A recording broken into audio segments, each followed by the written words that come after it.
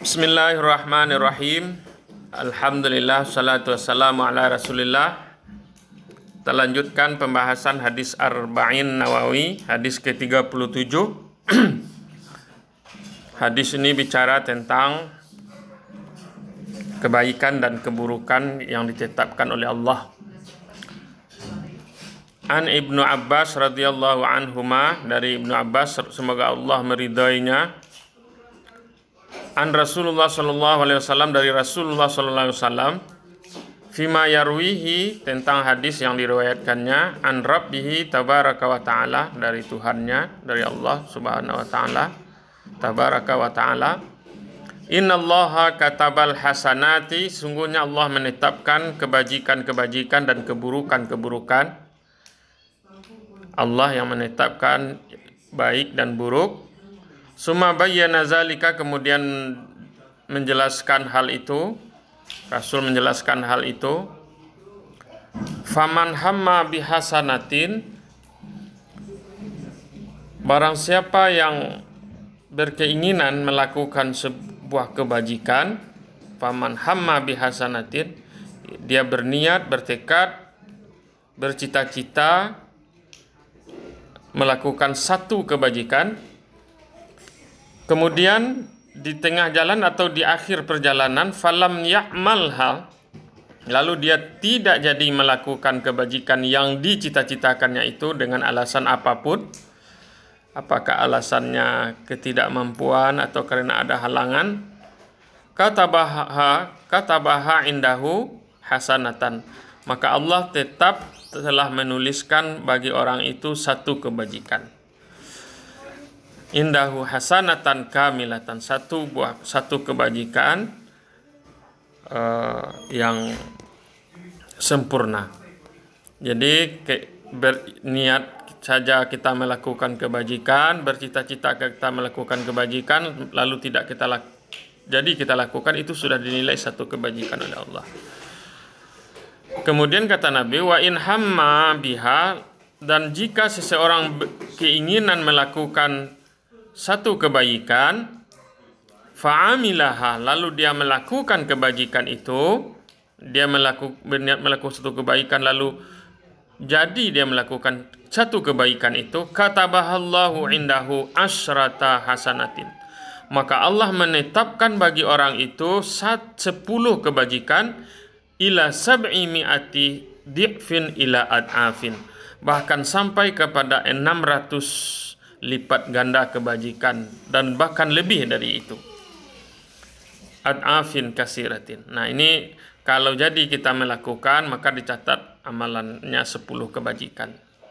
Ini sesuai juga dengan firman Allah kalau bersedekah, masalul ladzina yunfikuna amwalahum fi sabilillah kamatsali habbatin ambatat sab'a sanabila fi kulli sumbulatin mi'atu habbah. Siapa yang perumpamaan orang yang menginfakkan hartanya di jalan Allah bagaikan kamasalis, seperti biji yang ditanam lalu tumbuh, ambatat sab'an sanabil, tumbuh 7 tangkai, lalu 7 tangkai itu fi kulli sumbulatin mi'atu habbah, menumbuhkan 100 buah biji, berarti 700.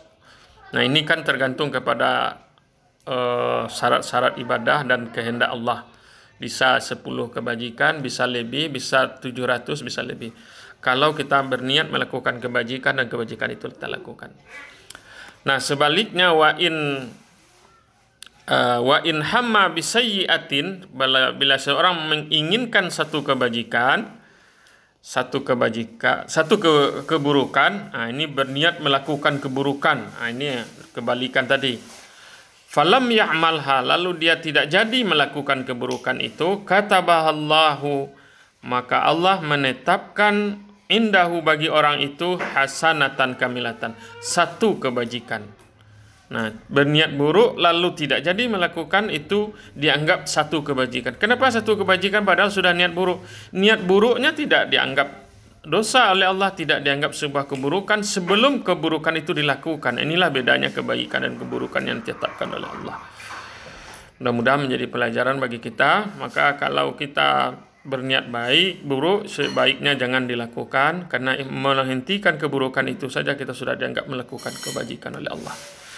Wa in hamma biha fa'amilaha, lalu dan jika seseorang menginginkan satu keburukan, fa'amilaha, lalu dia melakukan keburukan itu, katabahallahu sayyi'atan wahidatan, maka Allah akan menetapkan bagi orang itu satu keburukan saja.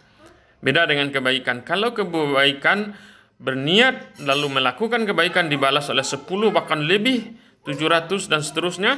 Sementara kalau keburukan yang kita niatkan lalu kita melakukannya hanya dibalas oleh Allah satu keburukan. Begitulah kasih sayang Allah kepada kita. Mudah-mudahan hadis ini menjadi pelajaran bagi kita. Hadis ini diriwayatkan oleh Bukhari dan Muslim dalam kitab sahihnya dengan redaksi yang persis sama.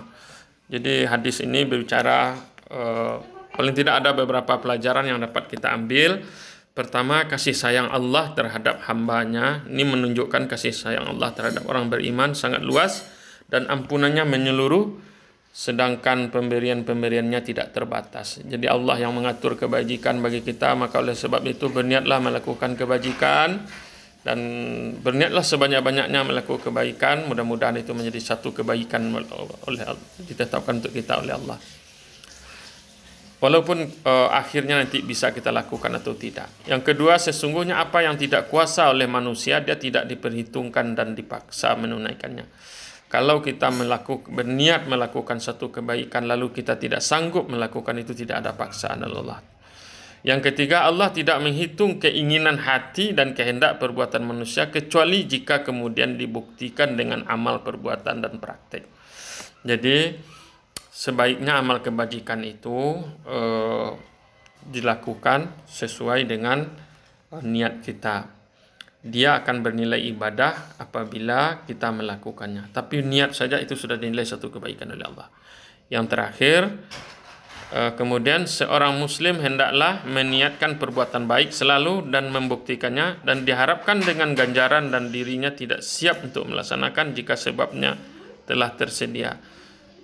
Maksudnya ya kita dianjurkan banyak berniat baik. Kemudian semakin besar tingkat keikhlasan, semakin berlipat pahala dan ganjaran. Kenapa pahala tadi tidak ditetapkan oleh Allah dari 10 sampai 600 dan berlipat ganda? Ini tergantung kepada niat kita. Oleh sebab itu, kebajikan, seseorang melakukan kebajikan itu nilainya tidak sama di sisi Allah, tergantung kepada niat keikhlasan orang itu melakukan sebuah ibadah. Marilah kita lakukan ibadah di bulan Ramadan ini dengan baik, kemudian niatkan karena Allah, insya Allah kebaikan itu akan dibalas oleh Allah. Tapi berapa kebaikan yang akan dibalas oleh Allah itu tergantung kehendak Allah sesuai dengan keikhlasan kita. Demikian saja, mudah-mudahan hadis ini bermanfaat untuk kita meningkatkan ibadah kebajikan dalam bulan Ramadan ini. Dan apalagi kalau bulan Ramadan tentu dilipat gandakan lagi oleh Allah. Terima kasih. Assalamualaikum warahmatullahi wabarakatuh.